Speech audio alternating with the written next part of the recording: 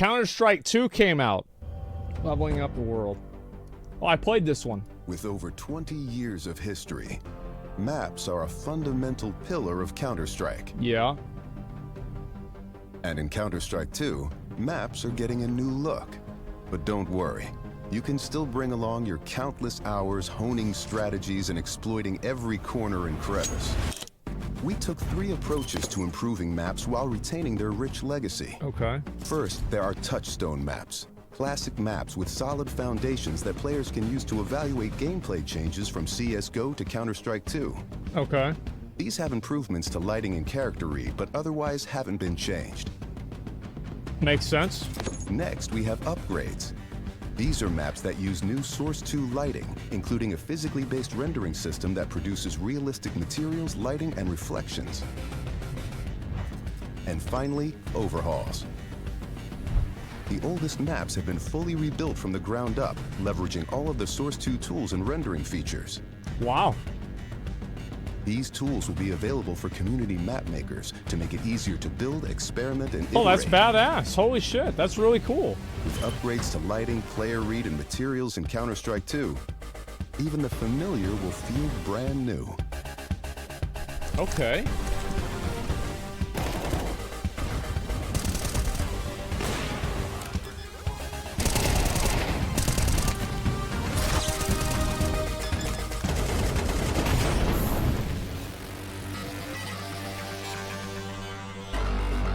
Summer of 2023. Isn't it pretty much like the same game, though? Moving beyond tick rate. Okay, let's see what some of this stuff is here. It's a new... Yeah, I feel like it's just an engine upgrade, right? I mean, I feel like Counter-Strike is like the... it's like the chess of esports. It's been the same pretty much fucking forever. People are really good at it. There have been some changes, some graphics updates, but overall, it's been the same fucking game for like 20 years. In a Counter-Strike match, information can mean the difference between success or failure. Responsive smokes. As a result, smoke grenades have become a cornerstone of team tactics. With Counter-Strike 2's new game engine, we've evolved smokes and made them dynamic. Okay. Smoke grenades now create volumetric 3D objects that live in the world. Now, not only do all players see the same smoke regardless of position, but the smoke can interact with the environment in interesting ways. Okay. It reacts to lighting, grows to fill spaces naturally. Oh, that's really cool. Holy shit, that's badass. By bullets and grenades. In Counter-Strike 2, smoke grenades provide even more tactical opportunities. They're just going to look and play better. That's really cool. Holy shit. That is a really big improvement. Wow.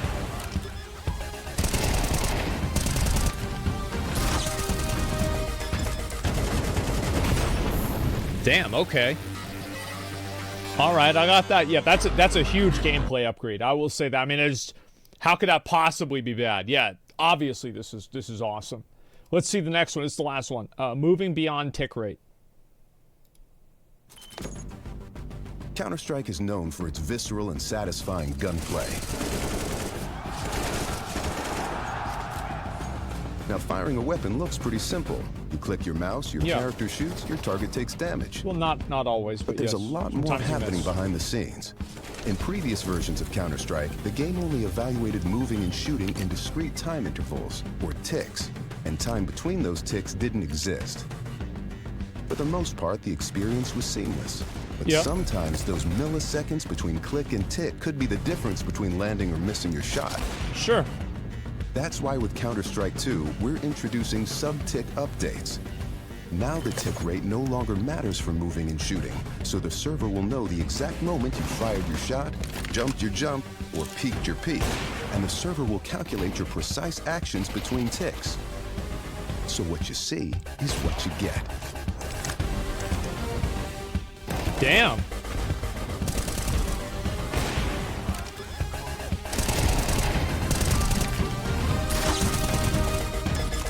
Okay. Yeah, that is really cool.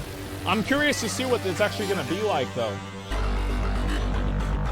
Be honest, who's going to tell the difference? I don't know. Yeah, Overwatch has this a long time ago and it's trash. Well, I have no idea. It's a really cool feature for a competitive game. Yeah, like, to me, I think the smoke change is really cool. It's hard for me to see people playing this game and then being like, hey, like, this is, like, I'm going to play Counter-Strike 2 instead of Valorant. Like, if you're already playing Valorant, like, how many people are going to go over and play Counter-Strike 2? I don't know. Pro players will know. Yeah, and like Counter-Strike is definitely, again, it's like a huge esport game and has a massive competitive scene.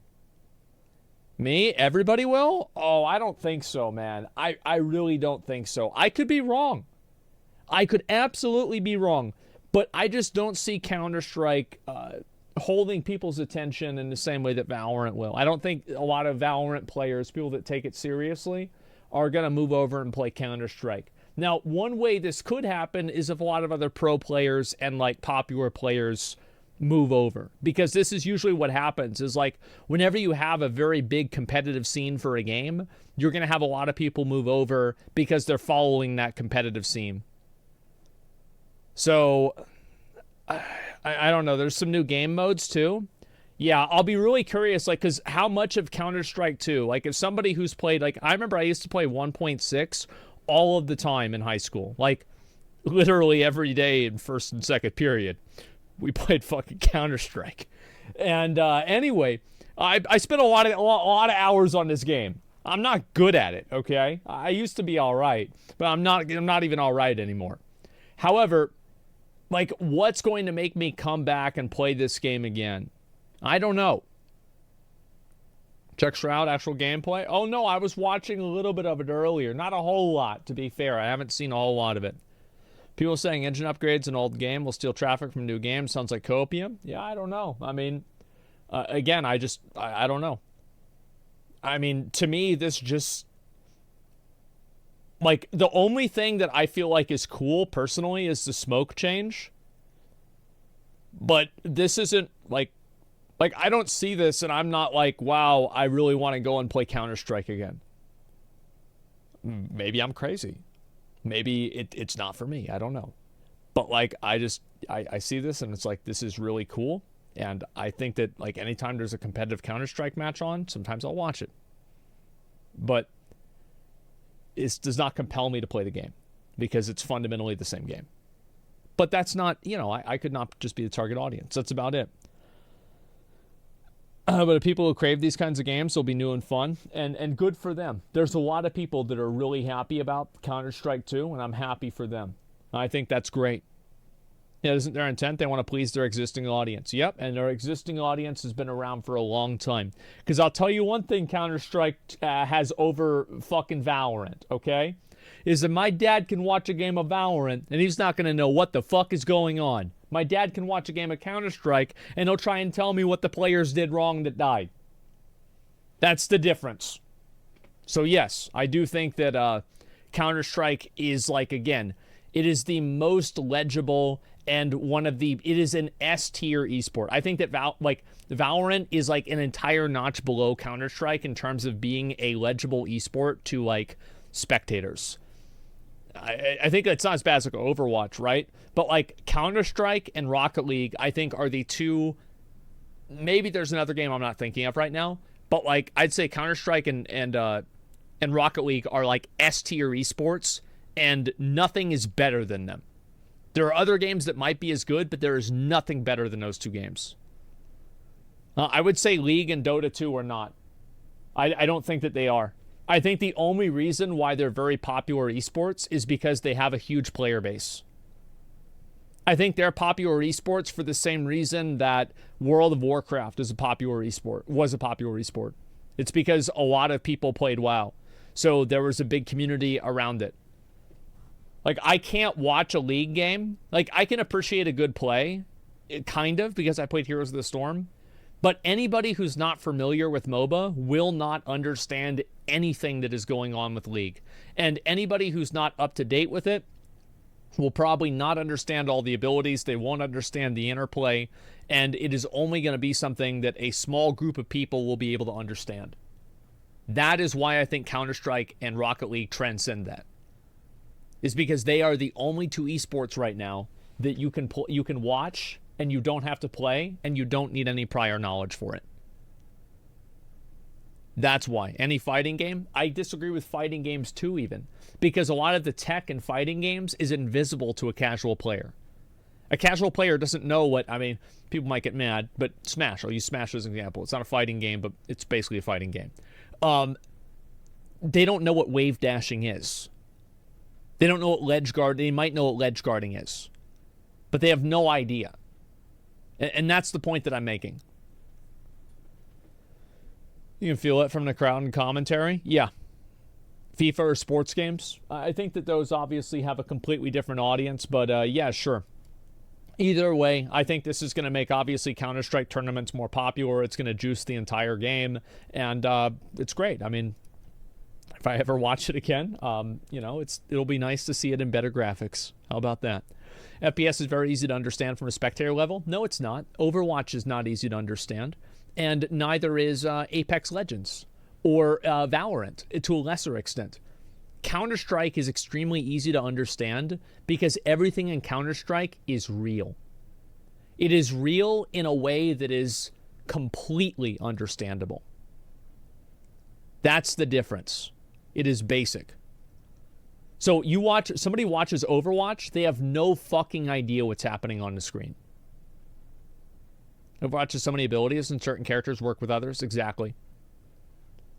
FPS just IRL guns, so it's understandable. Yeah, it's real, and the objective is always the same: defusing the bomb. Yep, you got to kill them all, or if they put the bomb down, you got to get the bomb off of you got to get rid of the bomb. If they don't drop the bomb, you got to kill the guy with the bomb, and it's just that simple. And if you're the guy with the bomb, you got to put the bomb down. Very, very simple.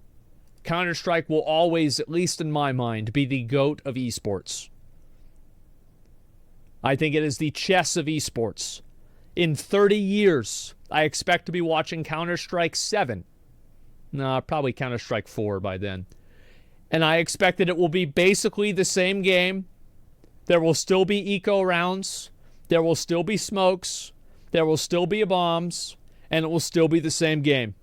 Yeah, it'll be Counter-Strike 3. Yeah, there you go. No way Valve can count to 3. Yeah, good point. Anyway, so, you know, I don't really see this really taking a lot of market share away from Valorant, other than like hypebeast gamers, but maybe I could be wrong. I think we'll just have to wait and see.